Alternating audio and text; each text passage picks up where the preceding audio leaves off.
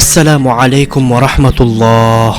সুপ্রিয় দর্শক মণ্ডলী, আশা করছি আপনারা সবাই মহান আল্লাহ তাআলার অশেষ মেহেরবান ও দয়ায় ভালো আছেন। আজকে আমরা আপনাদেরকে জানাবো আল্লাহ কাকে শাস্তি দিতে লজ্জা বোধ করেন, এই বিষয়ে সামান্য কিছু আলোচনা করব ইনশাআল্লাহ।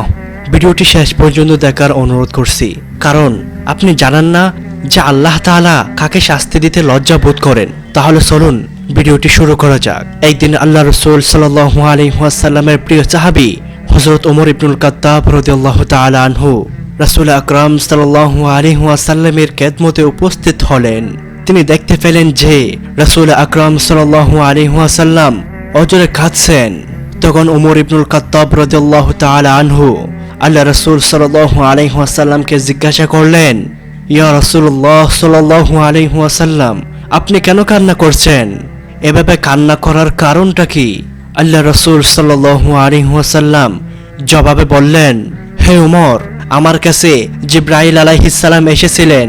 তিনি বললেন যে মহান রব্বুল আলামিন বৃদ্ধ লোকদেরকে তাদের বার্ধক্যের কারণে শাস্তি দিতে, আযাব দিতে লজ্জা বোধ করেন। তাহলে তো সেই সকল বান্দাদের উচিত ছিল আল্লাহ রব্বুল আলামিনের এমন অসাধারণ পুরস্কার ও সম্মান প্রদানের বিনিময়ে মুসলমানগণ মহান মালিকের সীমাহীন শুকরিয়া আদায় করবে এবং তার প্রশংসায় সর্বদা পঞ্চমুখ থাকবে। আর তাদের তো উচিত ছিল আল্লাহ রব্বুল আলামিনের কাছে এবং কিরামান কাতিবিন নামক ফেরেশতাদের কাছে লজ্জাবোধ করা এবং সর্বপ্রকার গুনাহ থেকে সম্পূর্ণভাবে নিজেদেরকে বিরত রাখা। কারণ মৃত্যু কখন আসে তা কেউ বলতে পারে না। বিশেষ করে বৃদ্ধ বয়সে তো অবশ্যই লজ্জাবোধ করা উচিত, কেননা শস্যক্ষেত্রের শস্য যখন পেকে যায় তখন সাথে সাথে তা কেটে নেওয়া হয়।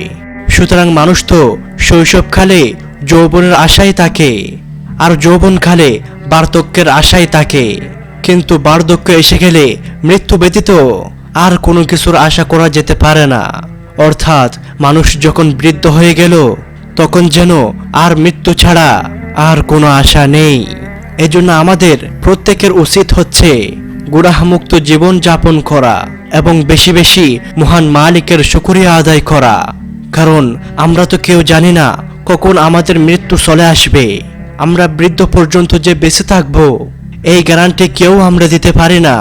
সুতরাং আমাদের প্রত্যেকের উচিত হচ্ছে মহান মালিকের শুকরিয়া আদায় করা, নেক আমলের মধ্যে নিজেদেরকে মশগুল রাখা আর গুনাহমুক্ত জীবন যাপন করা।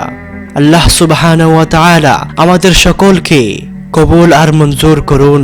আমিন ইয়া রাব্বাল আলামিন।